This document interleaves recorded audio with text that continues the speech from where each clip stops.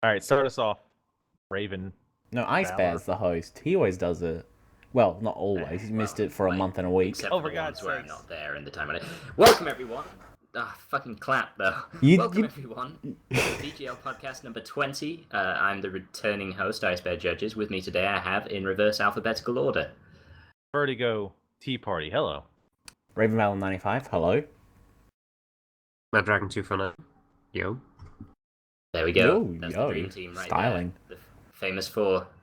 Back together again. Yeah. It's been a very long break for me, but it's good to be back. Welcome back. We missed you. Please never leave again. Well, now I got to crack some skulls and make some change. So instead of our usual piece, what we're going to be doing is talking about what we've been playing first, which we're going to do in reverse alphabetical order again. So Vertigo should talk about a game he's been playing. I thought you might have gone reverse, alphabetic order to reverse. Bloodborne again, I guess. But I'll just talk about Diablo because we'll probably end up talking about Bloodborne again anyway. Yeah. Eventually. So I've been back in Diablo. I've been playing that again. It's fun. It's interesting going back into it, especially to a max level character. And I haven't played a while. I'm like, how do I rift? So I'm trying to figure out all the new stuff. And there was another new patch that added some new things, and it's a lot of fun. And I've said this a few times, but Blizzard deserves tons of props for turning that game around from what it was at release to a much better game than it is now. Yeah, it sounds good. So have you sunk quite a lot of hours into that game? Because I get the impression that that's what you do with it. Yeah. Oh yeah. I got one main character, a witch doctor, that I've just kind of been grinding out rifts, get better gear so I can do higher torment levels, which are difficulty levels, get better gear, which totally sounds incredibly boring. Yeah, well, that's the thing. Actually really fun. Yeah, well, I mean, I'm getting flashbacks to the Torchlight 2 Let's Play. Yeah, well, I mean, let's not spend too much time thinking about that. But yeah, I mean, when they're done right and they, balance the reward and difficulty and the amount of agency a player has, which Torchlight kind of struggles with. Can I ask? Okay, well, you can ask. Yes. No. I'll wait until you're done. Sorry, I thought you were done. Oh, okay. Let me finish my sentence. Yes. They can be good. All right, now you go. All right. Vertigo. In Torchlight 2, there was this big problem where you basically saved the entire world from destruction and you got a fucking measly reward of 3 items. A choice of 2 measly rewards or something like that, or 3. Yeah. At least you had a choice. But is it in Diablo? Is it better than that? Because I imagine you defeat Diablo in Diablo. Do you get something for that, or is it like a super good item, or is it much like Torchlight 2? And is that just a genre thing where they're like, hey, pick one of these 3 weapons? You get a solid honestly, gold Diablo toy, as in Diablo. It's actually useless. Well, originally when you beat Diablo, it would you couldn't do high difficulty levels until you beat the campaign, I think, on a lower one, and so you just kind of cycle through. I mean, I think he has a decent chance for a legendary drop, which is not technically, but for all intents and purposes, the best items in the game are legendary. But I haven't killed Diablo in so long that I don't remember what he even drops. Because really, it's not like Diablo 2 where people were doing Mephisto runs over and over forever.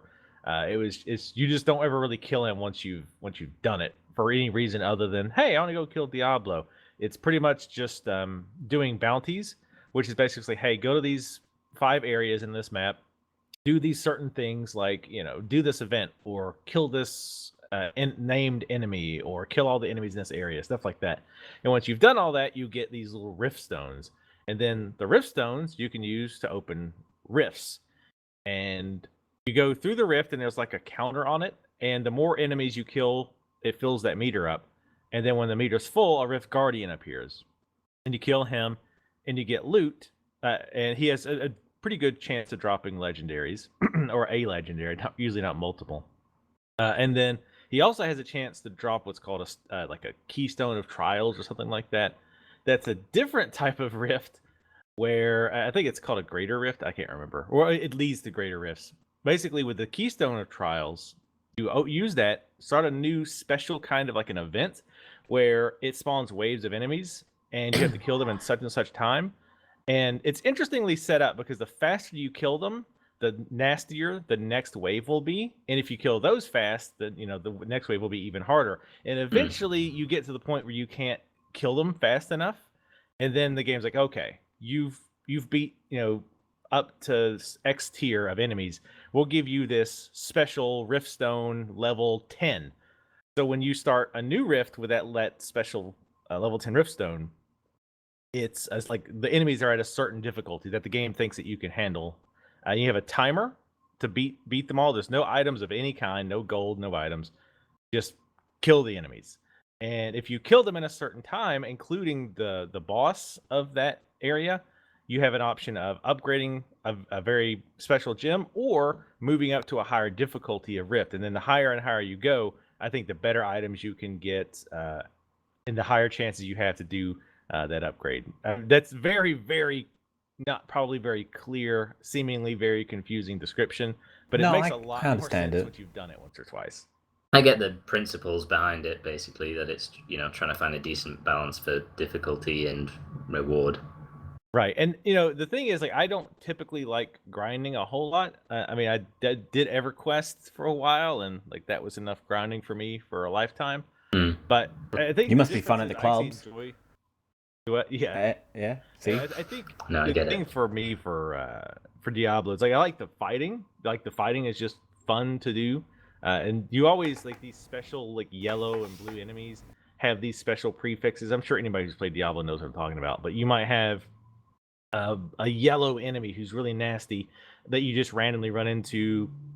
He's like an electric arcane waller, or he's a poisonous nightmare something, and they have, like, there's each acronym or each, like, part of the phrase has a different ability. Like Waller, they create walls that you can't, like, run through, so you can get blocked in with a bunch of enemies right as he drops, like, electricity down on you and you die or whatever. So it's always interesting. I mean, I could definitely see it getting boring after a while, but yeah, it's still a lot of fun to go through. Yeah. Cool. Well, sounds fun, and it sounds like, and I mean, the main thing that I ever heard about Diablo 3 was how disappointing it was at launch. So it's good to hear that it's kind of matured into something much more enjoyable, and the players who bought it, still getting stuff out of it, which is a nice reward in their investment, and a good turnaround.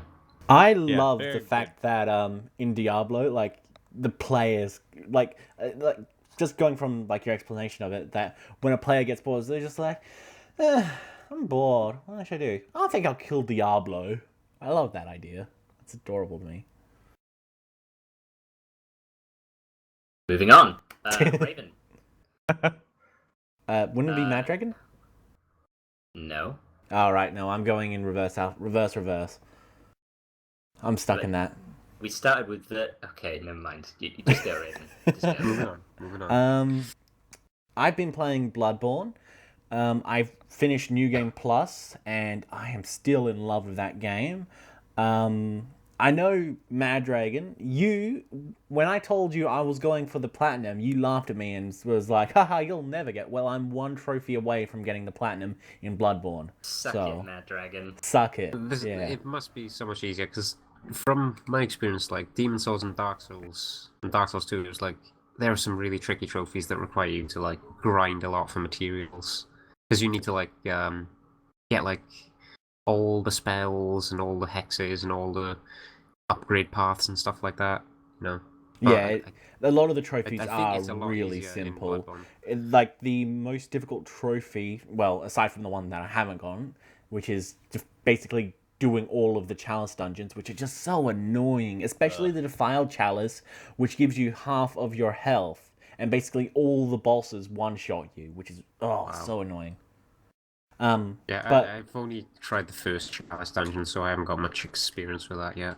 Oh, they're just really poorly designed dungeons. I mean, if I wanted that, I'd buy Dark Souls 2. But I used that joke already. What am I doing? That's okay. I hadn't heard it before. Yeah. yeah, the most difficult trophy so far has been actually trying to get all the weapons, because one of them was actually in a chalice dungeon, and there was like only a set. You could only get it in the Ailing Lowran dungeon, and I had accidentally removed it, so I had to end up grinding for materials in a bunch of other chalice dungeons in order to get it, and then I had to beat the bosses again. That wasn't really difficult, it was just time consuming. But that's the most, like, I guess, time consuming trophy there is, because the rest of it has been really simple. And I still stand by what I said when last podcast, that the first 3 bosses of Bloodborne are by far the hardest. The Cleric Beast, Father Gascoigne, and Bloodstarved Beast. Those are the most difficult bosses I've encountered. Through the Bloodstarved Beast. Oh my god, I know. Although in the Chalice dungeons you have to fight him like 2 more times, so I've gotten his pattern down, and he's now a joke. It basically just involves using the invincibility frames to dodge through his claw swipes and staying super close. But then again, I also am New Game Plus, so I have armor that has high poison resistance, so I'm, I can stay close to him in his like 3rd phase without being killed. OP. So Bloodborne's just like Civ 5, right? Yeah, it's identical to Civilization 5. Yeah, no, that's a good reference point for me then. So I want to talk about it more. I don't want to linger on it too long, because I know Maddragon and Vertigo aren't particularly big fans of it, but you carry on for now, Raven. I want to know where's Maddragon? You're in the Forbidden Woods area, and Vertigo, where are you? Yeah, just got to that. Yeah, I actually just... Do you mean right now, Maddragon? Because you kind of sounded distracted. No. No, I'm not playing to watch Bloodborne. my back. Go ahead. Sorry, yeah, carry on. Whoever it was. Maddragon. Right?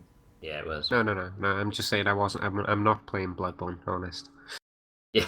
It wouldn't be good. That was convincing. Long pause. Oh no, I'm not playing Bloodborne. No. Final Fantasy 14 then. Yeah, I actually, funny he mentions that, because I actually just got to the Lost Forest as well. I'm going to actually go back. I've found that if I wasn't recording, this game would probably take me even longer to beat, because I keep going back when I get like certain thresholds of insight. Like I just hit the special 40 insight. Oh yeah, I just got that yesterday as well. That's so cool. Like I'm actually going back to other areas that I've been to before to try to see if anything's different, talk to people. I actually did find somebody different who either I missed every single time I was in that area, or I didn't talk to him, like one of the people behind the door. Like I'm pretty sure he says, I'm pretty sure I didn't miss it. And I don't want to do any spoilers, so I guess we can talk about it after the podcast. But there was somebody behind the door who I'm pretty sure said something different to me and gave me an item, actually. So I'm going to investigate that. But yeah, I found the that's woods. I'm fairly certain that you get that always after you defeat the Bloodstarved Beast. Like you can go to any door and you get that. Because I went to the guy who's sick in the window at the very start of the Yharnam area. By the way, have you been talking to him throughout your playthroughs? Because he gives you a flame sprayer. The sick guy and the Yharnam. I don't. Yeah. By the first lantern. Like, Lantern. I had to remember which one is Yharnam first. first It's area. the very starting area. Oh. Not the one in Okay. Yusefka's clinic, the other one. The other starting area. Up the big ladder. Yeah. Oh, okay. I still don't know which door that is, but I'll probably go back and check it. But I did notice somebody else behind another door after I got that item, in a completely different door, said the exact same thing to me. But he didn't give me the item again, obviously.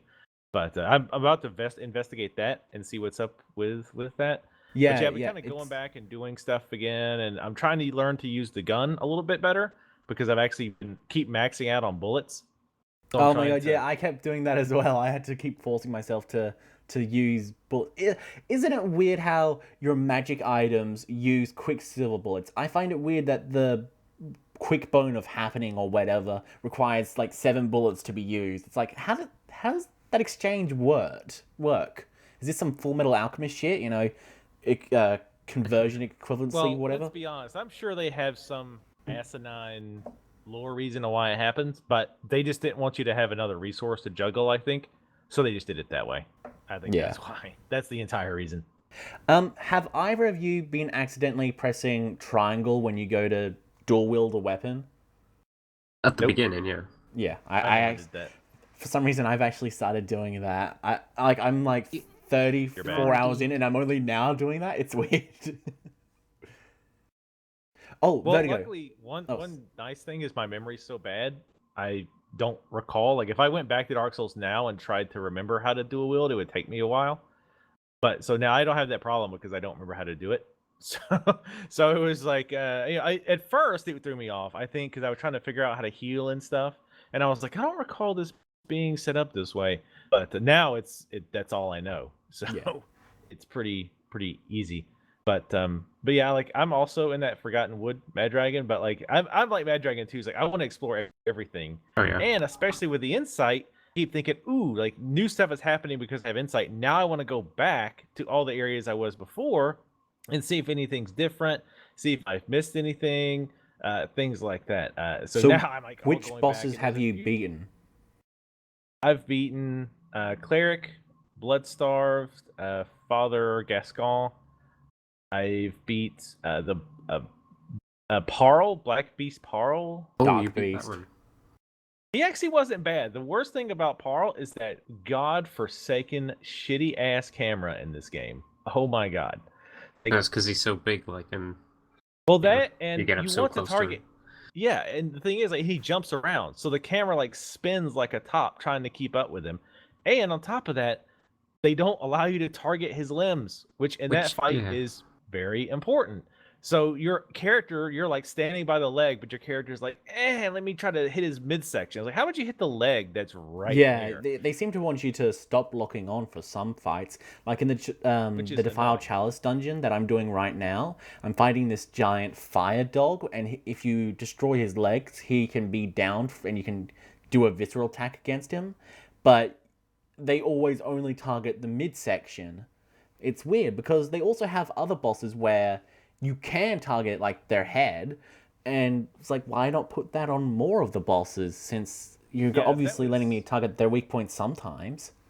I mean, you make good games, but you have serious issues with technical problems, and your camera is balls. This might be the worst camera you've ever made, which is impressive because it wasn't good in Dark Souls 1 and it wasn't good in Dark Souls 2. It's been bad like most of the time. It's probably even shittier because what's even worse is it gets stuck behind shit. Like you're fighting and the camera goes behind a tree or a rock. I'm like, yes, this is what I want. I want to see nothing but this rock. I actually haven't been having that problem. So that's interesting. Because I actually thought the camera work was significantly better than Dark Souls 1. Because I remember in Dark Souls 1, when I would go up like those small little areas, like just after the area with the... You know the kite dragon? Like just the area past that, and then there's like this dark night on top of like this spiral staircase. I remember that, and it's just like, I can't see fucking anything. What's going on? Oh, I killed him. That was weird. That sort of stuff. Yeah, the camera's never been good in this game, and I don't know. I think it gets worse, especially on stuff like the Cleric Demon, where the camera keeps going behind the railings while you're trying to fight it if you have them locked in.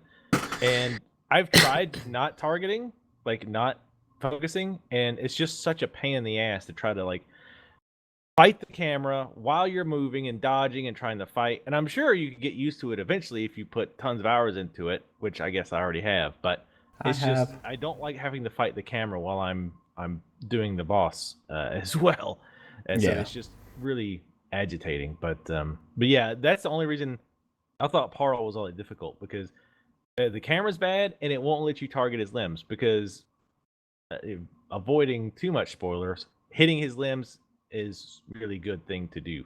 See, I actually didn't know that. Fights, it took me multiple times to beat, but I thought it shouldn't have took multiple times to beat. See, that's interesting to know, because when I went to fight Dark Beast Parl, I actually defeated him on my first shot, because that area you go to, you visit again later, and I was like significantly higher level than you are. So I think about like 30 or 40 levels, and I had significantly better equipment. So I was like, hey, what the heck's this? This was easy. And yeah, So that's interesting to know. I didn't know you had to like target specific limbs. Well, you don't have to, but it makes the fight easier. Oh yeah. So bosses are like that as well. Like So Yeah, what 'cause other it's like- bosses? it's like- Amelia as well. Yeah, I love the Amelia fight. Oh my god, that's so gorgeous.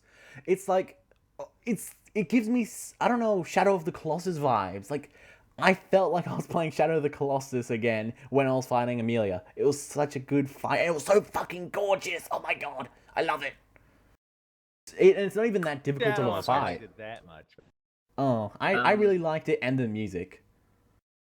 So, is that a good place to wrap it up? Hang on. Okay, If sorry. you No, that's fine. actually have high insight during the Amelia fight, you apparently get more dialogue during it as you fight her, which is pretty cool. Have you what? guys all what? You do what during the fight? If you have high insight during the Amelia Oh. boss fight, you get more dialogue. Also, Also, yeah, she's actually what pushed me over the 40 cap, so that's probably okay. just under it. Yeah. Also, try to get over 60 insight, and you'll start hearing you'll start hearing something, Thing. and it'll what? Oh, really? The problem is, like, because I'm so over leveled, because I do explore so much, and I tend to not lose souls, because as soon as I have enough to level, I go back. I'm like so over level, and it's hard for me to find games to join. Like, it takes me like I waited about at least 30 to 45 minutes. I was doing other stuff, but I was waiting for like 30 to 45 minutes to help with Vicar Amelia. I got one game, like one game in that entire time, because I was like level 44 or 54 or something. I wish it would just scale you better. Like, I'd rather just be scaled down and get more opportunities to join games than just stand around and not. Because like now, I'm to the point where I would just have to not level anymore for the rest of this playthrough if I want to do any co-op missions, and that's really the only way to get insight other than doing the PvP invasion crap. Right. The thing Well, is, though, doesn't it cross New Game Plus as well with the level cap? I think. What do you mean? So it's like, your level, you'll it's not just the 10 plus 10 or minus 10 level. It's also it crosses from New Game into New Game Plus. So you could be in New Game, and if you're high enough level, you could be playing with someone in New Game Plus if they're doing that. Yeah, that's right, because I actually helped someone well- out that was in regular New Game, and I fucking destroyed the Forbidden Woods boss. So yeah, well then I really don't understand why it takes me so goddamn long to get a game. Do you have it And set yes, to I do have worldwide or? international. Okay, Yes, I have worldwide sorry. on.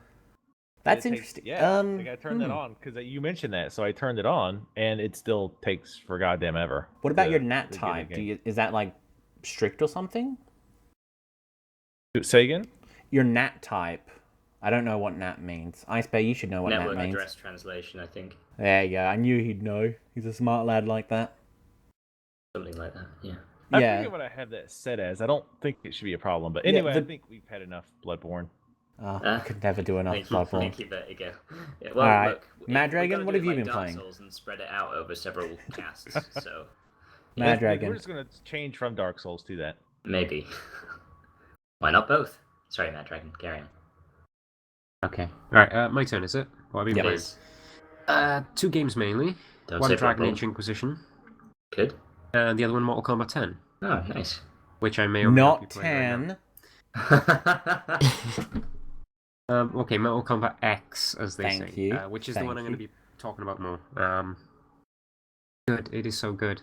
I caved and I bought it, and I like it a lot better than number 9. I love the fact that all the females look like females. They learnt their lesson. The only thing I don't like about it though is like not as many characters. They've cut so many characters out. Well, that's because in But, MK9, like, fucking all of them died. Yeah, but Well, I it's mean, like I will say this about the character, the female models. Like, I love me some boobs. God Oh, yeah. knows. Oh, yeah. But I do think they went overboard with 9. Like, it was like, okay. Oh, like Sonya, really? Well, Sonya and well, I mean, Melina is kind of always going to be kind of. I didn't that, mean, like, in terms of completely boobs. I mean, like, over-exaggerated type thing, but uh, I think what they the just went faces? way overboard. Yes, the Well, faces of too. the katana, I think it is, when she took off her mask, I was sort of like, no, put that back on. It looks better. That's not nice. That's why she wears the mask.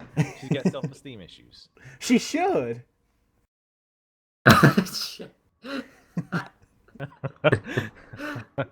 Wow. Shit.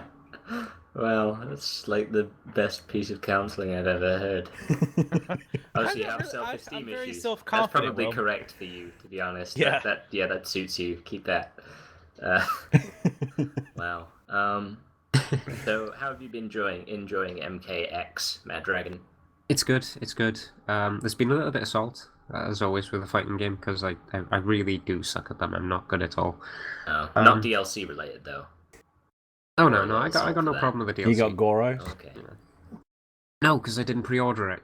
That's And interesting, because my brother got MKX as well, and he didn't pre-order it, but he managed to get think Goro if I anyway. had bought it from a certain retailer, I would have still been able to get it. But I think everywhere else it was like, you got to pre-order. And last time I checked, it's not even available to buy on the store. It's advertised, but it says it's missing from the store. Sucks. Yeah, that sucks. But It's have good, you seen Cassie Cage's alternate outfit, the one where she's wearing casual clothes? Yeah, like workout gear, Yeah. tracksuits. Holy shit, I love that outfit. hoodies That and looks stuff. so cool. It's got some really. Let's nice talk about outfits. fashion combat. Fashion comment, exactly. Some weird ones though as well. Like Jax, he's got a farmer outfit because I think Yeah. he appears in the campaign as a farmer or some shit. I love the fact that Jacqueline has robot arms. Jacqueline. Oh shit. Jack's daughter. Yeah. Okay. No, I may or may not have been in a Raven, quick time stop event in the interrupting script. him. Yeah, I'm trying to Sorry. play MK here. Yeah. Yeah. Are you really? I'm in Yeah, the he crypt. is. I'm on Oh mute my and God. stuff. Hey, wait. I gotta amuse myself somehow. What, we're not good enough for you? Is that what you're saying? Oh fuck. Wait, guys. Well, you know don't what? Know Fine. The full story behind it. You're not interesting enough for me to pay attention. That's why I. Oh, that's much. Yeah, no, that clears it up. That's fine. No, well, no. I'm using it as I'm gonna play I'm Skullgirls then. talking Jesus. about the game, so I'm using it as inspiration Inspiration for There what we to go. talk about. Yeah. It's good. Oh, pardon me. It is good. I like Apparently the so. Better than this podcast. Really, everyone listening should just go play Yeah. Mortal Kombat X right now instead of wasting their time. The crypt is I'll good. leave that It's like Legend of Grimrock type of stuff. It's a dungeon crawler. Wait, no, that's Yeah, it's Diablo. like that. It kind of is a dungeon crawler. It's just first person and squad based. You know. Sort of. Not squad based because you'd swap between players, I think. And but you get the turn-based. idea. Wait, is it turn-based? What the crypt or No, Legend of Grimrock. Legend of Grimrock. Yeah, I don't think. yeah. Oh, is it? Oh, okay. It's like based thought on grid, so you move one step, the enemy moves. Oh, I I see. can't- So it's kind of like a Dungeons of Dreadmore kind of turn-based Yeah, thing, where yeah. it's not explicit. It's the Cool. same sort of thing for the way they done the crypt. Because if you played like MK9, it was just this big huge field basically, and you move forward and backward and stuff like that. But this is totally explorable. You move from grid to grid. So I don't think I understand what Mortal Kombat is fully in that case, because I thought it was just like a sort of Street Fighter type game. Oh yeah, this is just a bonus unlockable, mode. To unlock So it's concept everything art. you do in the game, you get coins, and then you Spelled use that with a K? Yeah, spelled with a K, obviously. Good. Yeah. As our The combos. weird thing about that though, the confirm button, like the option when you say confirm or cancel, is spelled with a C. Yeah, I think that's a Somebody Sony certification Fire thing. Do that they- anyway. Did they change cancel to cankle or? Cankle. Oh my god. You want a cankle? Uh, I like the towers too. I like the daily yeah. towers. Those that are in the Those daily I and weekly find- towers that change. Those are pretty neat. Yeah, because on the one hand, on the surface, to me, it seemed like there was less modes and stuff compared to MK9 because they didn't have the big 300 level challenge tower. But when you think about it, then you got the hourly, I think it's hourly, daily, and weekly towers. Yeah. And they constantly change, and they each got different modifiers. So, it's really good. It mixes it up and should last a lot longer. than the MK9 ones. Yeah, it's definitely quite enjoyable. The side stuff is, which I hadn't read that much up on. But yeah, once I started playing it, because I'm trying to wait until I do a Let's Play of it until I get my arcade stick built. Yeah. But so I've been kind of messing around with the towers and stuff. But yeah, it's been a lot more things, fun things to do like that than I thought. Now I have a question. What do you think of the easy fatality tokens that you can buy? Shit. All right. Well, okay then. I agree. I really don't see the point of it. They give you a few to begin with, and I think you can earn more of them in the crypt and stuff. But why bother with them? They're fatalities. They're literally just like, some of them are only 3 button inputs. Yeah, they've gotten a lot simpler. Fatality? I managed to perform one, and I couldn't perform one in MK9 to save my life. Wow, you must have sucked. I did suck. Yeah. MK9 is not my game. Fighting games are not my game. I've only played Injustice and Mortal Kombat 9, really. Yeah, I really struggle to do ultras and supers in Street Fighter. Wow, I don't even know how to perform an ultra in Street Fighter. I can do a Hadouken, that one. That one there, fireball thing. Yeah. My go-to thing in Street Fighter is pick E Honda, Cannon Spike, and Million Punch. Arrow, but still. So, Mortal Kombat, good. Good. Fatality DLC, shit. Yeah. I mean, the DLC is kind of weird because they got like the season pass sort of thing, which I don't have any issue with. It's like 4 characters with costumes. Basically, it's too late to have an issue with season passes now. But then they got the pre-order DLC of Goro, who it's kind of shitty that it's pre-order DLC, even though it's there. Yeah. And that should have been included in all the games. Easy fatality things, which are like microtransaction sort of stuff, because you can repeatedly buy them. They're really not micro though. They're like $6. Yeah, I know, but it's money. It's big AAA stuff trying to do the cash money thing. But then I understand they cash money thing as well. It's like 15 quid to unlock everything in the crypt, which unlocks all the unlockable stuff. I don't see the point in that, because that's part of the game, isn't it? Like, why don't you just pay $15 to complete the story mode? Yeah. Jesus Christ. Oh, jeez. But overall, it's really good. It's like one of the best fighters I've played. Yeah. Okay. I've only played a little bit of it, but I think it's the best Mortal Kombat for sure. Yeah, definitely. Well, let's tone back a little bit. You're right. There's always Shaolin monks. Mortal Kombat 2 and Mortal Kombat 3 Ultimate. No, I think it's better than them. Are there like 5 or 6 terrible iterations of Mortal Kombat in between? Yes. It's funny. In my head, it goes Mortal Kombat 1, 2, 3, 9, X. Yeah. Everybody 4 wasn't bad. It just wasn't great. I didn't even know there was a 4. Neither did I. I thought it skipped straight to be the fair, PS2 with generation. Today's numbering conventions, I thought it was like regard. Shaolin monks, then versus DC, then 9. I was like, hey, where did they go? When did those guys go for like half a decade or something like that? Turns out they were still there. Still eagerly awaiting the release of Assassin's Creed 6.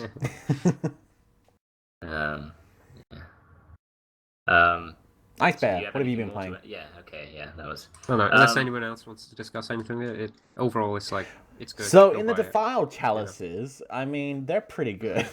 Kidding. God almighty. I mean, I've played bits and pieces recently. I've been kind of busy lately, so... Yeah, I know what you've been playing, eh? Well, in every spare minute of that free time I've had, which usually extends into the early hours of the morning, I've been playing Civ 5, but, I mean, I don't want to really spend too much time talking about that, so I will mention a different one instead, because not long ago I finally finished the first episode of the Telltale Game of Thrones series. Ah. And you're a big Game of Thrones fan, aren't you? Yes, I'm very much into the Song of Ice and Fire universe. I've read all of the main books. I've only read one of the short stories. I also own a book of maps, The World of Ice and Fire, all the DVD box sets. I'm a pretty big fan. I have mixed feelings on it, really. Neither a yay or a nay. I'm bit sorry. in between. What did you say? It's neither a yay or nay. Oh, right, yeah, it's somewhere in between. It's a Actually, there's no combination of those that doesn't give one answer or the other. No. I tried. Thank you.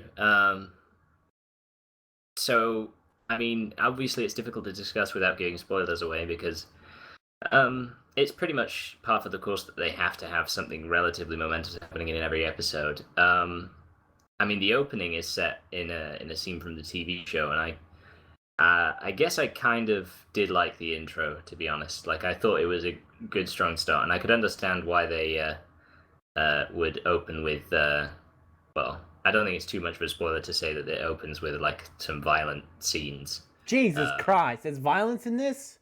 Yeah. And so, yeah, that didn't surprise me at all, and, you know, I can understand why they did that. But then, from that point onwards, I realized that I sort of have an issue with how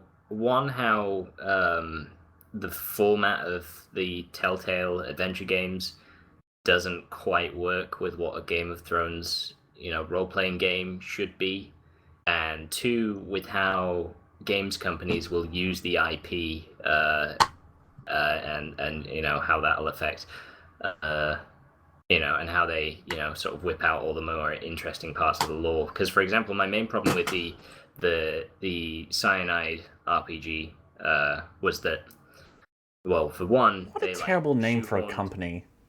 Yeah, they shoehorned some major characters, whoever was free for voice acting, whatever, like a couple of major characters from the HBO series, like to voice their own characters. Actually, one of the characters they used wasn't actually voiced by the HBO person, which was even worse because it was made to look like Lena Headey when it wasn't actually her voicing it. But they also used some of the more like magical aspects of the universe, like very cheaply, just to try and make the story more interesting. They threw in like it's basically like, you know how soap operas every week they have to have like a pregnancy, a murder, and an affair just to keep things lively. Yeah, that game was basically like throwing out as many. How many people came back to life with a different actor who isn't so uppity about being paid minimum wage? I mean, I don't know if that's happened, although people were resurrected in that game. Anyway, and so yeah, that's kind of what I've begun to feel about the Telltale game series, is because I mean, especially in the first episode, there is a huge, overwhelming sense that none of my choices made any real difference at all. And in like quite an enclosed and final way, like all of the plot lines seem to have taken completely different headings that would have happened whatever I'd done, and pretty much every choice I made prior to that has been rendered more or less insignificant. And it's kind of disappointing because basically it's like seems to have thrown in these plot points as if to establish like, oh, this X character from the series who's known for murdering people and being evil is also murderous and evil in this one, hooray, and like, oh, this character's unpleasant and impolite, and they just throw like a pointless side bit with that character in for no good reason. And so yeah, I mean, I like the setting, I like the thinking behind the story, but it's like too apparent that you don't really have any control over what's happening. Like, if you're playing a Game of Thrones role-playing game, you want to be able to think that you're, you know, a player in the game, that you're making decisions that matter, and, you know, you're working to further your character and their dynasty, you know, in meaningful ways. When actually, and you know, when actually you're not even being sort of, you know, outmaneuvered or anything, because obviously the game has definite story plot points that you will end up at one way or another. So I think in this particular Telltale game, more than any of the others that I've played, it's like very apparent how insignificant your input is, and that's a shame because obviously I love the universe and the stories a lot, and you know I'd absolutely love to take control of a character or something in it, and you know try and immerse myself in that world and be part of it, and you know see how I'd fare. But that game so far for me isn't really that. Well, it's got like 6 episodes or something like that in total, so... It does have 6, yeah, that's supposed to come out. 3 have actually been released, but I've only just finished the first. But I'll Well, get around to hopefully playing the other it two. gets better. The story it tells is relatively interesting, but like, you know, as if it was like a spin-off TV series, I guess I'd probably watch it. But like, as a game, it's all right. It's not as exciting. I hope Telltale start like accepting more like choices that the character makes, especially now that they're teaming up with like Minecraft and Marvel. I mean, I understand the amount of extra work that goes into having divergent choice paths, and you know how that can affect things. But like, there are games out there that have made player choice seem more meaningful. Like, I don't especially like David Cage's style of games, but Beyond Two Souls, for example, you know, you can have choices in that one which actually seem to change things throughout, and where you can change how the very story ends based on how you've acted in like quite significant ways, whereas in Telltale games it seems a bit different. But the thing is with the other Telltale games, with some of the other ones anyway, to give 2 examples, The Wolf Among Us and The Walking Dead, like The Walking Dead, it's sort of driven mostly by that survival element, you know. You're not. It's mostly about just getting from A to B. I'll admit that season 2 isn't as good as season 1 because you basically you play. Why as does Clementine everyone rely on an 11-year-old girl? You are grown fucking adults. Yeah, Jesus. That is kind of weird. How much everything's down to Clementine to do, and also like, it really takes a lot of the moral dilemmas out of it, because playing as Clementine, you think, all right, so you've got to prioritize in the group whoever you think is like most important and stuff, and you sort of realize, oh, I am the most important. I do the most work, and I'm also, the most sort of vulnerable as a child. So like, yeah, top points for me. I guess everyone else can go screw themselves, really. And obviously, I mean, so then it takes a lot of the weight out of it, really. But still, especially season 1, you had that moral anchor in Clementine when you were playing as Lee, and it was, it felt more meaningful in that sense. How you came across and interacted with this group of people, and in The Wolf Among Us, there was a mystery that needed to be solved, and that was terrific. And you could investigate certain places. That was a meaningful choice.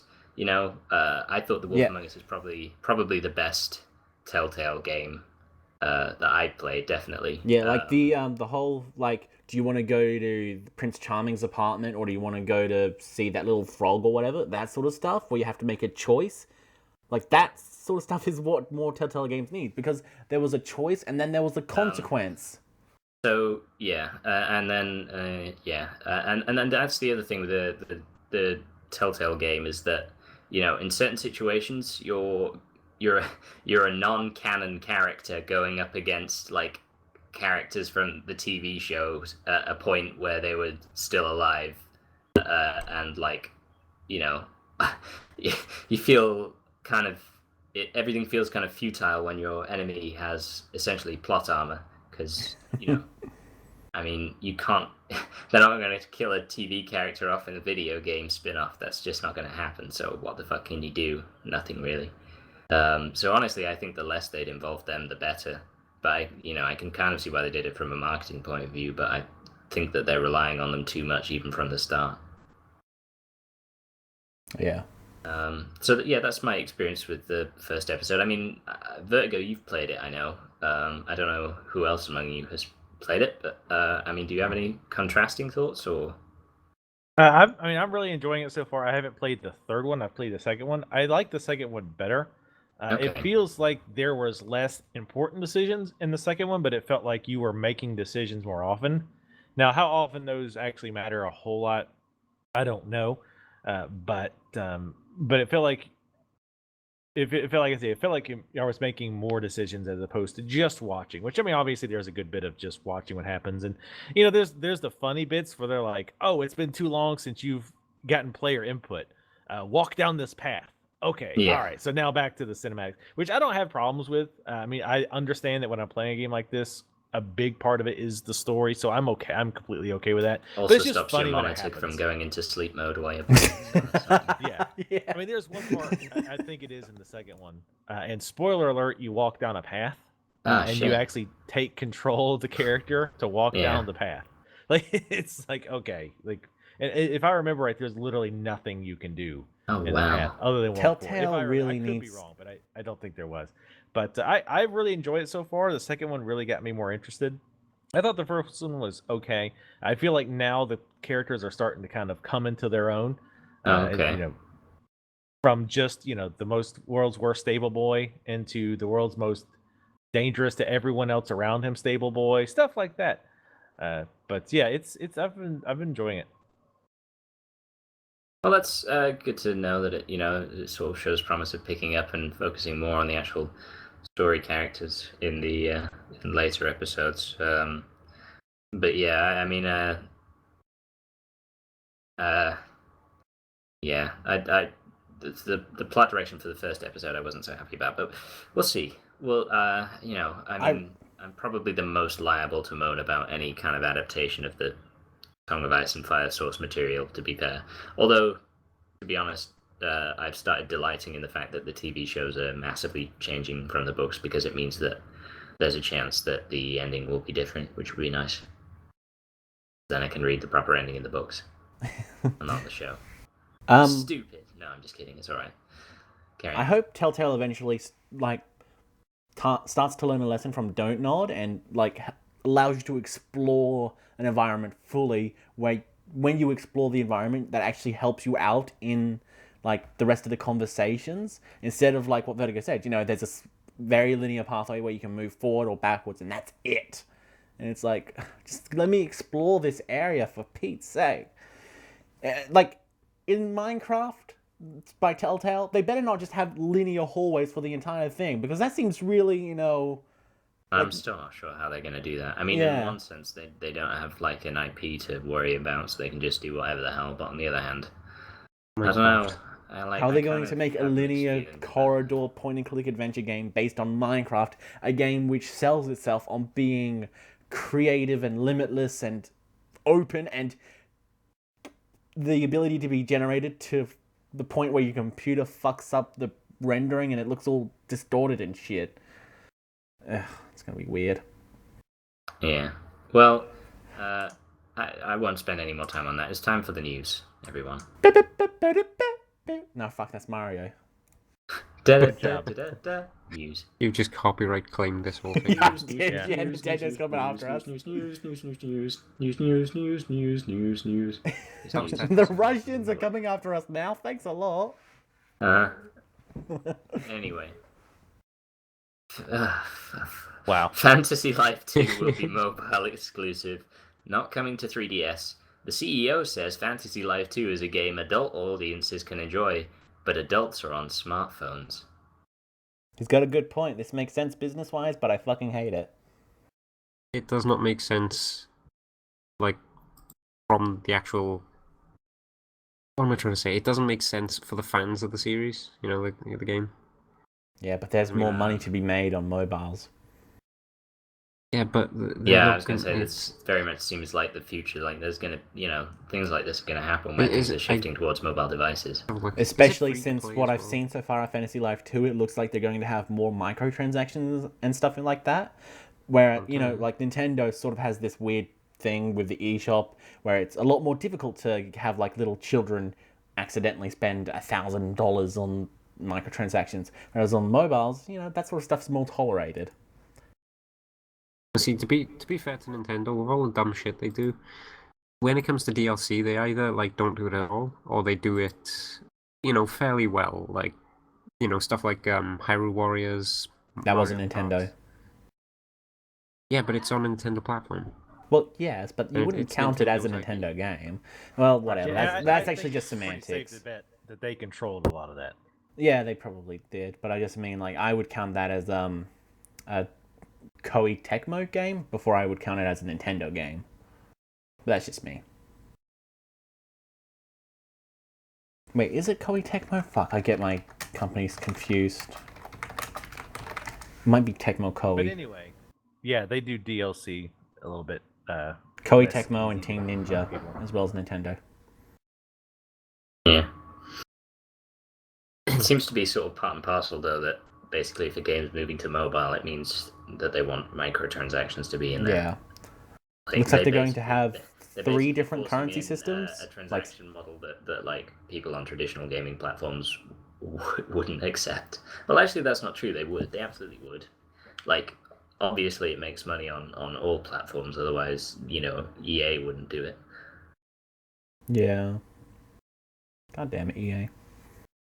But we'll get to them later. I like how someone else has made a fuck up, and we're like, "Damn it, EA!" Anyway, I think Maddragon? I stubbed my toe this morning and blamed EA. Carry on, Maddragon. Yeah, I keep don't know going, what was I Maddragon. saying. Fantasy You were Life saying 2 how mobile IceBear is really good exclusive. looking.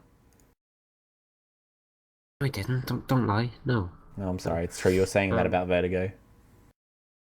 Probably should have been. Probably, yeah. No, but no, it sucks. I don't think this is going to turn out well. It's going to be the end of the series, basically. Which Well, is that's a the shame, thing is that, like, surely... Wait, well... I mean, Well, what the kind fact of that game is Fantasy Maddragon Life thinks 2? it won't work, that makes me think it's going to be a massive success. Well, it's I mean, you like, kind of want it not to work so that they'll release it on the 3DS, though, right? No, he wants it on Right. Vita, if anything. Or the Oh, yeah. Vita. Whatever. Well, Or look, both. they're not going to release it on Vita, are they? No, they're not. It's more likely I you can get a dream. PS4 release. Until that second guy buys his Maddragon. And I don't mean your second one, which you Yeah, probably Maddragon, you buying a PlayStation TV does not count as someone else buying a PS Vita. but it counts as another sale. I've Prop invested up that twice company, into it. Yeah. Do you even... Yeah, never mind. What? I was just going to say... No, I remembered. I was going to ask you if you even take your Vita outside, but then I remembered, no, you No. don't. So why did you even buy a Vita in the first place if... Oh, I guess you were like a day one customer Just or whatever. because it's a portable doesn't mean I have to take it outside. Like I would never take it outside for fear of damaging it. Like one of the reasons I would love a console is so that I can like lie down and be like really comfortable and lazy while playing games, because I have like a supportive but firm stool that I sit on, padded though. Like, You should have your let's doctor not go check that crazy. out. Oh, supportive but firm stool. Yeah, I walked right into that one. Although to be honest, no, I shouldn't. That's a No. regular poop. I should not present that to my doctor. Stool. Like, he just looks at it and goes, "Oh, it seems fine. Could you check anyway?"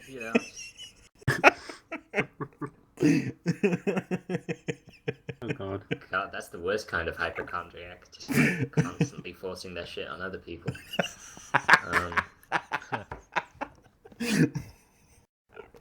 Christ. Black Ops 3 details have been leaked. There's another Call of Duty game. Hooray! Yeah. I bet this everyone that was looks expecting World at War 2 is disappointed. This basically looks like somebody's been at a private press event and like taken pictures with their phone or something. I don't know. The not screenshot that they have scanned, here of the game, doesn't that just look like Black Ops 2? It looks like photographs of posters, unless I'm mistaken. Unless these are like on a computer screen or something. But the way the light shines off them makes me think that they're posters. Unless they've like got like ridiculous amounts of lens flare on the fucking posters for this game, which would not actually be too much of a stretch to believe. Does anyone care at all about this? Because it looks as though it's a poster of like 3 sentences of here are the minute incremental changes we've made to this game. I'm looking forward. Well, not looking forward, but I'm anxiously optimistic. I don't know, but I always enjoyed the zombies in World at War and in Black Ops 1, but in Black Ops 2 the zombies were fucking dreadful. So I hope they fix the zombies in Black Ops 3 because I thought that was really fun in World at War. They actually have a story mode for the zombies this time. That's yeah. wow, So falling into their trap. So I hope it's actually pretty decent because I really didn't like the Black Ops 2 ones. But another thing I hope they remove or hope they change is I hope they remove the tower defense minigames from Black Ops 2, because what the fuck were they thinking by putting in tower defense minigames in a first-person shooter? That is just It's dumb. a selling point to how they've changed it, and you know. I mean, that's true, but it was done when Assassin's Creed Revelations did it, and it's done when Call of Duty Black Ops 2 does it. That was the weirdest thing. You don't even have to do it in Revelations, which is even weirder. You just do it once and that's it. But in Black Ops 2, you have to do it, and you have to win all of them in order to get the best ending. That's crazy. What's weird about this as well is that my understanding was that I played Black Ops 1, I think, which was set like during the Cold War, right? What? Which one? Black Ops 1.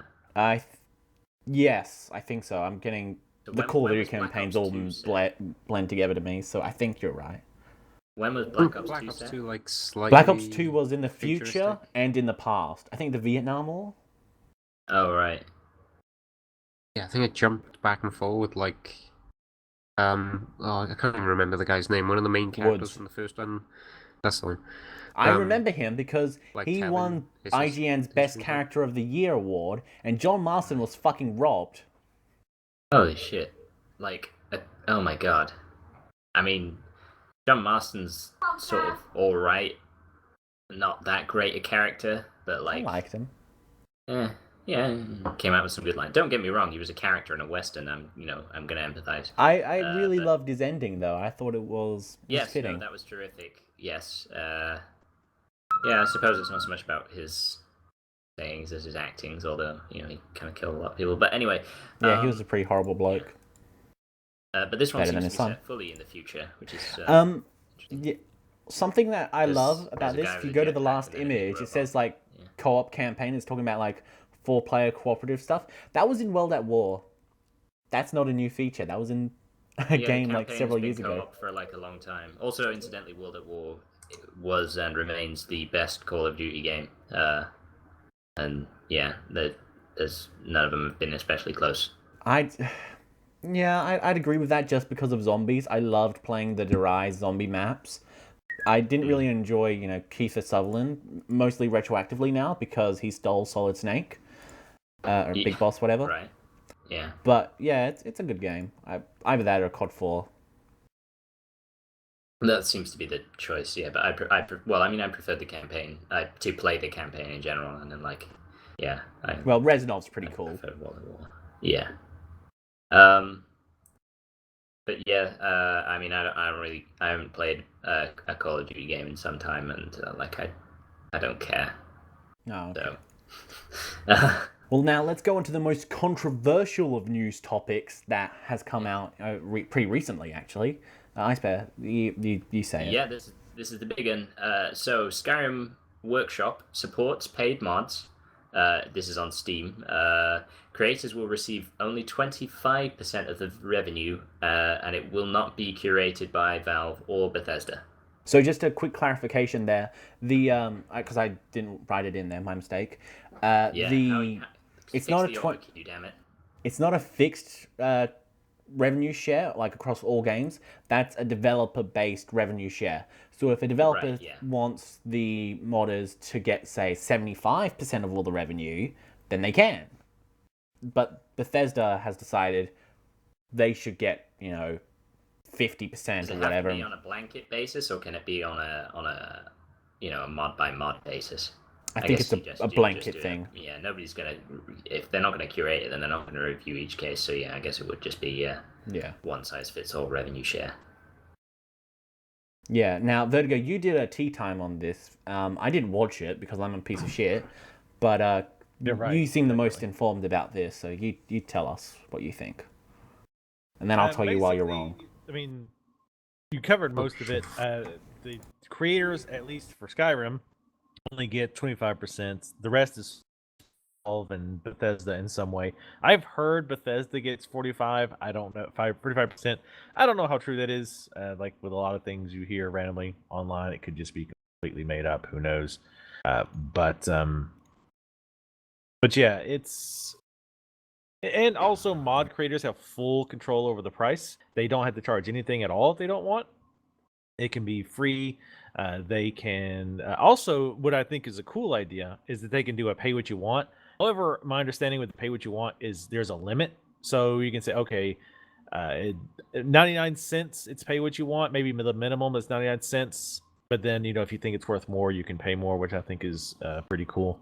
Yeah, I imagine that's just to cover bandwidth costs. Like 99 cents. Right. So, I think, as usual, again, most people are grossly overreacting to this, which, that's pretty par for the course, I guess.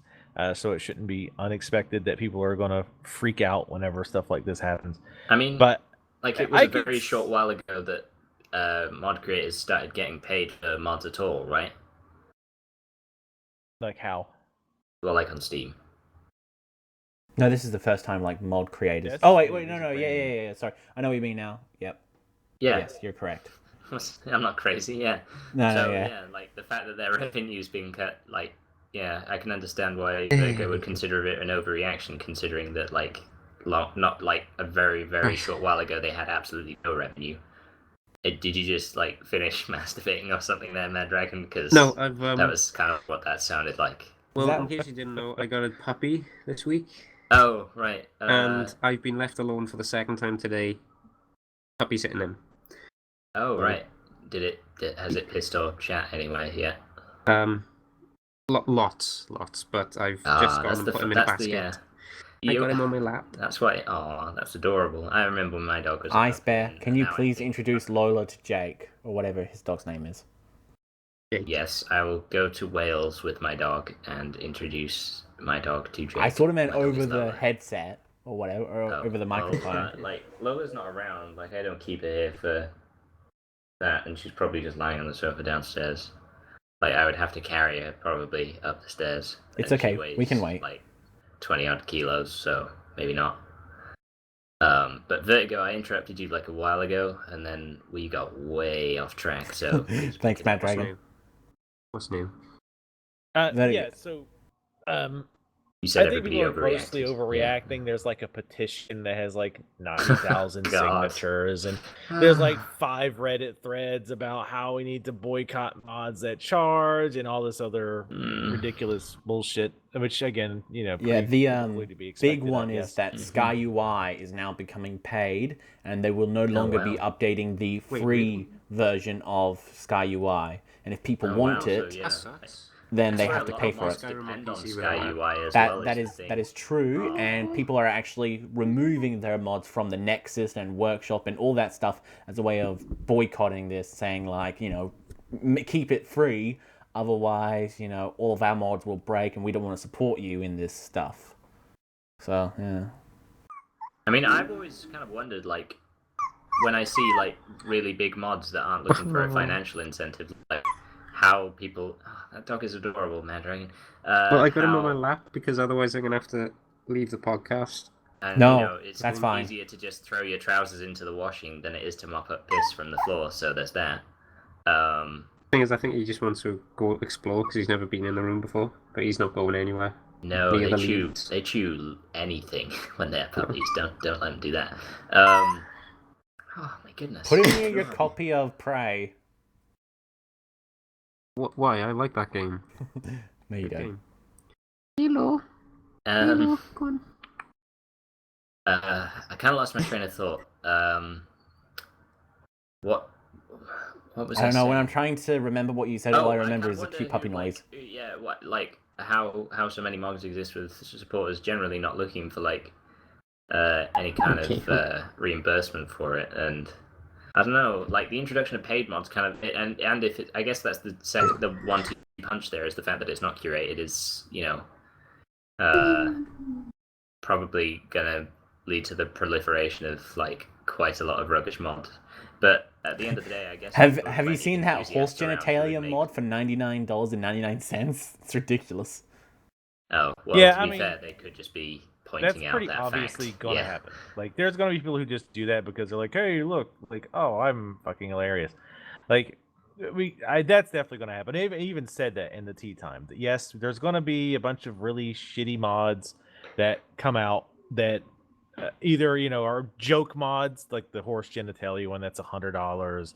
There's going to be ones that like put God mode on for $5, or whatever, just like really stupid stuff. Yeah, it's dumb like kids who think that they're going to make a lot of money. It's like $6 putting a God mode in to for have an 99 extra cents or apple some in shit an like Orchard that. Inn or something like that. It's You like, just what the fuck? ignore all that for the most part. It's gonna happen, and I think it's gonna sort itself out after a while. It'll take like a month or two or whatever, but Workshop it'll mods sort are itself too- out. I'm sorry. not overly concerned about it. Workshop oh, I'm sorry again. Sorry, no, you finish. Like that's the last time I interrupt you. So yeah, it's Workshop yes, there's going to mods, be a flood, and there's going to be all kinds of problems with it. There's going to be like the DMCA abuse and shit like that's going to happen, and it's gonna be a rough start no matter what. Like there's just period. That's just the way it's going to be. But I think it's cool because finally mod creators can actually get some financial feedback from it, and if they make really good, really popular mods, maybe they can even do it full time. Maybe not with a total bullshit 25% portion of the revenue. But and this will also draw people to mods. Yes, it's going to drop again a lot of the stupid kids who think they're going to make money from these super simple mods that they're going to try charging 99 cents for. But when those people kind of float away, I think we'll see more people who get into it and it's like, oh hey, I actually really like this and can make a little bit of money on it, and will benefit from it. So I think this will overall be a good thing. It can go terribly south without question. But it also encourages one of the very few good things about the content developer or the game developer getting money is that this also encourages the game developers to include mod support. Yeah, I was going to mention that, and that's what hypes me up about this. The idea of more games having mod support rather than having to hack into the files and try to figure out a way to allow for any sort of simple mods. Like this might be pretty awesome since now they realize, oh hey, we can get revenue from this in a direct way. Whereas before it was sort of, oh, if you put mod support in, it'll give it a longer lifespan and more people will buy it. But there was no like direct feedbacks to the marketers saying like, yes, mods are giving you money. Yeah, exactly. The only downside to that is that it's going to be a real boon for the PC Master Race community, but I guess we'll move past that. The other thing that I realized is, even though it says in the headline that the mods won't be curated by Valve or Bethesda, workshop mods will probably just carry on being curated in the way that they always have been, which is by the community. They vote for the best ones, and I'm assuming that Steam will probably introduce categories like they do on apps on phones and stuff, for like best free mods, best paid mods, and top all time and everything like that. And you can filter out the crap pretty easily, so I don't think it's even going to be an issue at all in that sense, because, well, unless like the community at large decides to upvote the horse genitalia mod as the best of the mods, then yeah, it shouldn't be a problem. Yeah. Actually, that might be a problem. The community might do that. That's the thing they might do. Still. Yeah, I think it's kind of a, like you say, it's kind of a self-curating type thing. Yeah. Where I mean, that's kind of always been the crap is going to float. I mean, the crap is going to float away, right? The crap is going to sink, as it were. Yeah. People are going to. Yeah, I was going to say the crap's going to float. That kind of suggests it will rise to the top. Yeah, we'll have floaters everywhere. Yeah, that kind of stuff. We're going to see it for a while. But and as people figure out what they want to charge, prices will fluctuate. Like I'd have no problem paying like $5, $6, $7 for Sky UI, because that's a damn good mod that drastically improves your overall experience with the I game. think the biggest argument against that though is the revenue share, because Bethesda is getting the majority of the money for a fan fixing their poor console UI that you then had to pay them to fix. So it's like, why is Bethesda getting the majority of the money when, it's the modder that did the majority of the work in fixing the UI? Oh yeah, I mean that's absolutely true. They shouldn't be getting that kind of money for that. They shouldn't. Maybe a little bit, but absolutely not. I mean, in my opinion, the modder should get absolutely no less than 50%, and even 50% is kind of insulting. 25% is just flat out disrespectful. Like that's the YouTube approach. Yeah, that's just asinine. Actually, I think even YouTube is better than that. Yeah, YouTube is better. Technically, you're set on like 10%, but they give you like you can earn 100% of that 10% though. Sort of thing. Because obviously it's like a tiny cut of the actual ad revenue. Does anybody have anything else to add on this subject? I think I did, but I've forgotten it. I'll probably bring it up when we're at like nearing the end of the podcast. Yeah, I mean, my probably. big thing is like just relax. Like people have so like grossly just lost their fucking minds over this. Yeah. Like it's just chill out. Like it's not the end of the world. Like I said, yeah, it could definitely go bad, and it could cause problems long term. I But remember what I you was going see to say. people like saying how this is worse than always online DRM, and this is like worse than anything EA or Ubisoft has ever done, and this is going to be the end of much Valve. Worse and than this orange. Yeah, it's not going to be anywhere near as bad as people are going to try to make it out to be. But like I said, that's the internet. I remember what I was going to say now. I was actually building on what IceBear was saying way earlier, is that this is actually pretty standard for what Valve has been known to do. They've been taking something that the PC community loves and does a lot, and then they've just been standardizing it through the Steam platform and making it easy for people to access. They did it to patches. They did it to, just mods by default, and now they're trying to, then they make a revenue model out of that to also make it, sustainable, and they also add like forums and all that. So it's really pretty normal for Valve to be doing this, and they did the whole card system and all that. So this just seems like a natural progression, and yes, I think people need to chillax as well. Whatever they can do to increase their revenue streams without making any more games. Yeah. They've basically are moving towards an entire store that's user run. Like they actually said that they one day want to allow customizable store curated user curated storefronts, and to the point where the regular Steam store page will be obsolete. So like they eventually just want Steam to maybe like be like this payment processor sort of thing. It's weird how they want it to move, but they basically want to have as much money as possible with as very little work as possible, so they can focus on not making Half-Life 3. Yeah. Anything but that. Oh, that reminds me, there was some Half-Life news. No. Oh, well. It's just real quick. Late. Basically, Warren Spector was working on a Half-Life episode, and it was going to have a magnet gun, but instead he decided to work with Disney and make Epic Mickey. Well, that's a fair trade. That's a no-brainer right there. Yeah, so instead of having a new episode of Half-Life from the creator of Deus Ex, we got fucking Epic Mickey. Did they have, like, an E in Mickey's name just to piss people off? Oh, no, a 3 instead of the E in Mickey's name. No, God. That would be amazing. Yeah, I realized I didn't tell the right. Did they have an E in Mickey's name? Am I right? Yeah. Oh, wow, that's hilarious. I was confused. I was like, is that like a regional thing? Yeah. Anyway. Total War Warhammer has been announced, and there's a cinematic trailer that will give you absolutely no idea what the game will be like.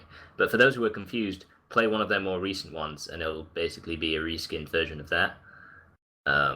Although, I mean, my thoughts on this are that it would be quite interesting because this is, obviously I don't really know an awful lot about the Warhammer universe, but I'm going to say that it's more fantastical than the, real life, as in it's, more fantasy based. So, this is kind of giving, people who Sega Total War people, a bit more creative freedom. It's Creative Assembly, isn't it? That's right. Because obviously before they've been, well, not slaves to historical accuracy so much, but you're playing every game on the same map essentially. It changes slightly with the Rome games and the Empire games and whatnot, but it'll be interesting to see like a Total War game that's so different from the other ones in how it in the setting and the. Why wasn't it called Total Warhammer? Yeah, I know it begs the question, but I don't know. So yeah. I think IceBear's getting murdered. That was the sound of my tea arriving. Was that your dad? For all you know, it was my dog. Although my dog was actually howling as well because there was. Do you have a dad? Yes. What? Wow. Sorry, I thought he might have been like Agent Imagine 47 if the answer had made in been a test no, tube. Raven. How many eggshells would you have crushed with that?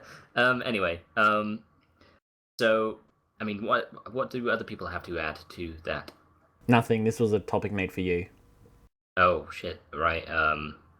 Well, I'll be interested to see it. I'm not massively invested in the Warhammer universe, and I haven't played Rome 2 that much, and I still have Shogun 2, because when except for Empire, which is quite different from the other games, but like all of the ones where it's quite sort of conventional classical period to medieval period weaponry, they're pretty interchangeable. When you're playing one, it feels like you're playing a good number of them. So every now and then I get a little Total War craving, and then it goes away again. But I have enough of their games now to satisfy me for some time, I would have thought.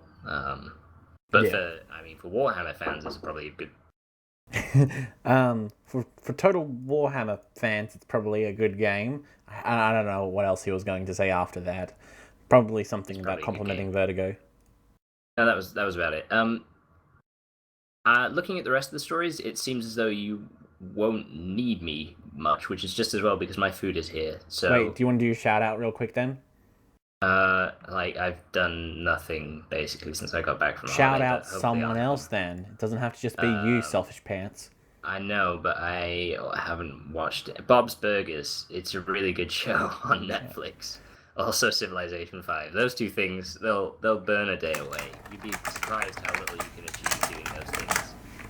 Okay, got it. And also check out VertigoTeaparty's Tea Time on the Skyrim workshop thing. I agree. Maybe put that as the link.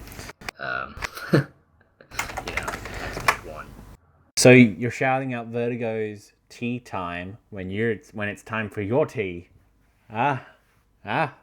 Oh wow, yeah, that must have been a subliminal thing. Wow, Vertigo's going to make a lot of money with those associations. Yeah, I will. I kind of planned it that way. Yeah. People are looking for something to watch while they eat their tea. How about tea time? When people tuck into their IceBear up in Alaska or wherever, they're gonna think of this channel though. So watch this space. And whenever people are walking their mad dragons, they'll think of us. Yeah. People would be like, how many dragons are in Game of Thrones? Oh, there's mad dragons, yo. That's what they'll say, and then they'll think of their channel. Yeah. Oh my god, no. I just came back. I've been chasing the dog, and I just came back to that. Classic Okay, Bad I'm gonna have to Dragon. go for food. So let's make Maddragon the host. He seems the most attentive of us. All right, so, Maddragon, yeah. you're the host of the podcast. It's up to you to keep us on topic and on track. I'll keep it recording just in case, but I'm not here for all intents and purposes. So I'll see you later. Bye, guys. See you later. Later. Oh, Vertigo, you're really pretty. Said IceBear. Oh, well, thank you. Thank you very much, IceBear. Thank you for saying that right as you were leaving. Your accent's changed. No, it hasn't. All of a sudden, you have a deep voice. My voice is... Maddragon, save me. Maddragon? He's too busy trying to do it. Alright, Vertigo, you're the host. Wow. And you get to do it on the best topic. Oh, good. Yeah, I've definitely picked the best time for this. So yeah, hentai sites. Faku. I'm gonna be doing that little Faku. Yeah, Faku. Now Faku. sponsoring esports players. Maddragon, tell me more about this. Is it Faku or Faku? I don't know. It's whatever you want it to be. What do you think about this, Maddragon? I don't know what to think about it. It's interesting that Pornhub now has some competition. Oh, sorry, not Pornhub. YouPorn. Why would they? They're also sponsoring esports players. Why wouldn't they be? What are you trying to say? I don't know. It just I don't see why. I don't know.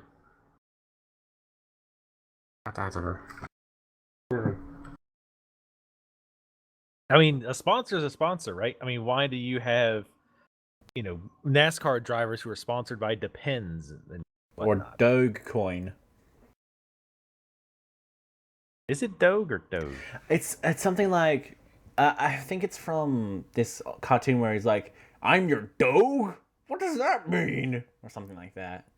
No, either one gets stupid. I mean, I think we can... absolutely stupid. But yeah, I suppose it doesn't really matter that much, although it might be a bit embarrassing to explain to your parents what site is sponsoring you, because when you go to their website, it's not exactly safe for work. Well, yeah, but I mean, it is. Maddragon, you would know that, wouldn't you? My God, would he ever? I Shemaiah would.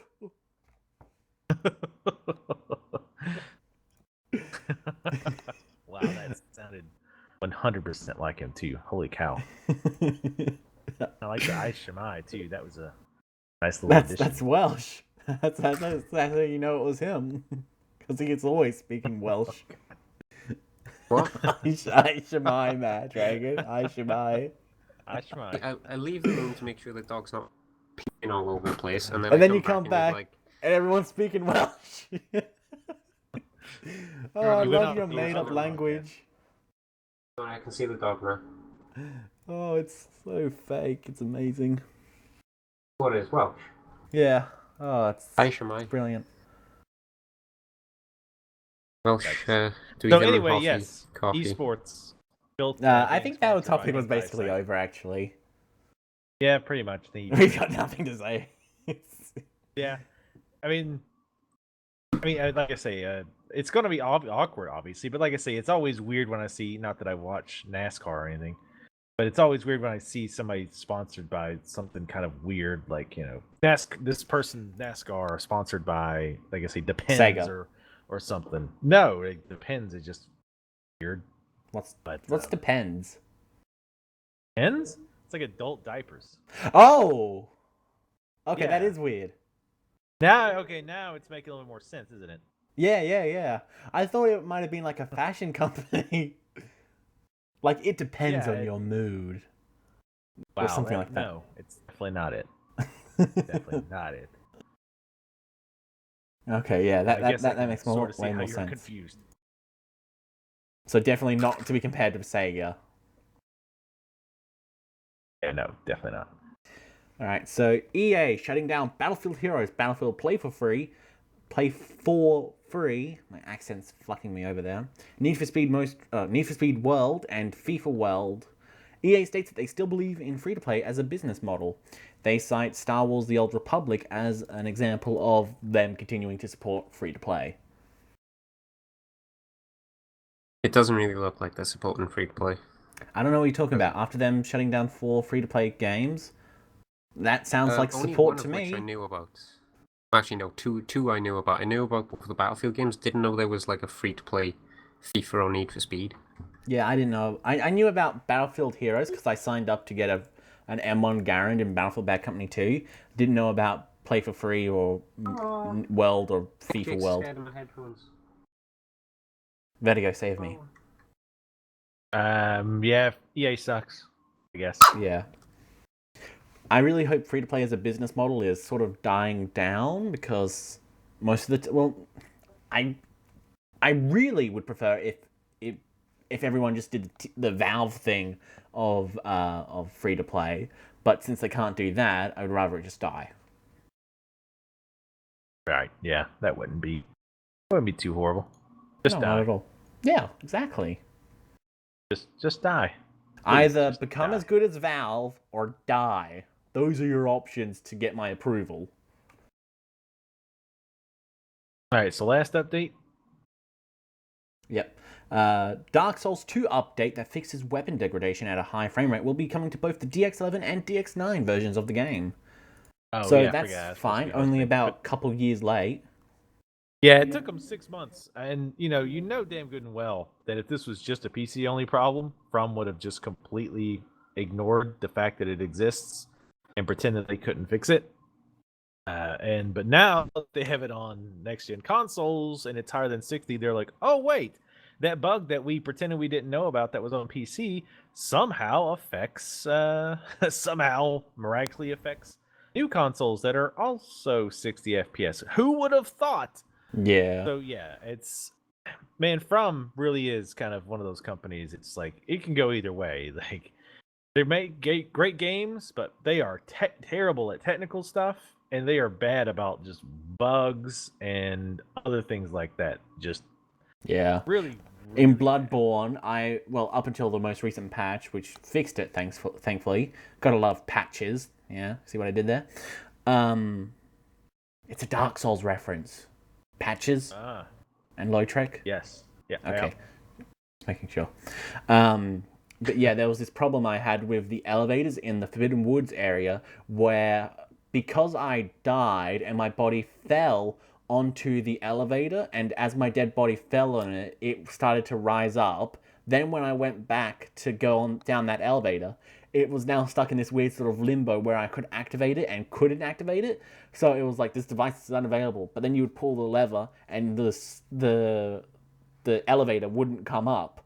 So I was stuck and I had to keep going the long way around. There was no shortcuts for me. And what's worse is that I was stuck on the boss for ages because in New Game Plus it's fucking ridiculously difficult. So I kept having to go the long way around in order to find the boss, which was also really difficult for me. So yay! Thanks, From. Yeah, they've got. There's also that one. I don't know if you found this, but there's this one elevator too, where like if you send it up, but then jump out, and if you look, there's a floor like 4 feet below where the elevator stops. So you should be able to jump on it. So you jump on it, but you clip through it, and apparently you just like fall for a while and then eventually die. But yeah, there's a lot of little things like that. I've noticed here recently with this last patch, and maybe I just didn't notice it before, but I've been noticing a lot of flickering, texture flicker, happening a lot since the last patch. Well, I mean not a lot, but pretty significantly. I haven't yeah, noticed that much, actually. I noticed a lot of pop-in pre-patch, but that's mostly gone. But then again, I'm spending all my time in the Chalice dungeons nowadays, so I don't really explore the older areas that much because I've only got the Chalice dungeons to do, and then I'm fucking done. I'm free! Chalice. That's something I don't particularly enjoy. Yeah, they're not fun. Yeah, FromSoft really needs to get on the ball and fix a lot of this stuff. Oh, by the way, Yeah, I do love. Sorry. Yeah, it's pretty shameful how bad they are about things like this. Yeah, but hey, Bloodborne is actually like their best launch because I mean, like Demon Souls was fucking atrocious in terms of performance, and there's not like the equivalent of a Blighttown in Bloodborne. So that was good. What? Old what's that one place you go to where it's got the enemies who are afraid of the torch for the first time and they're hiding behind Central Yharnam. Yeah, it's awful, Old Yharnam. There's definitely Old Yharnam. There's definitely some frame rate. Yeah, there is. And I also heard a lot of like I don't know if this is in the current patch, like, or if it's been fixed, but there was a lot of moments where the entire game would just sort of freeze for like a small split second, and then it would continue going on, but the audio would have this weird hitch, and it only happened in that area. It's so weird, but it's still not comparable to Blighttown, I think. No, it's not definitely not as bad as that. Yeah, so they do seem to be getting a bit better, bit by bit. Hey, maybe one day they'll actually have a decent launch fully. They'll have a smooth 60 FPS game with a good camera. Yeah, and that's the PS5 remaster of Bloodborne. Yeah. Yeah. Well, I think that's everything.